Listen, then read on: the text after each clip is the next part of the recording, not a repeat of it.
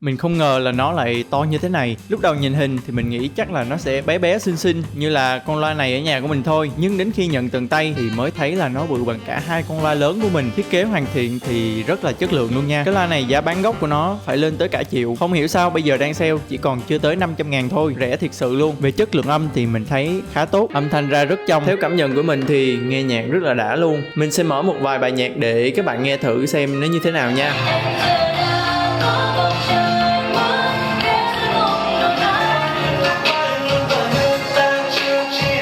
Đó, bạn nghe thấy sao? Hay không? Mua về để decor hay là lâu lâu đem đi dã ngoại đồ phát theo nghe nhạc chill chill thì còn gì bằng nữa.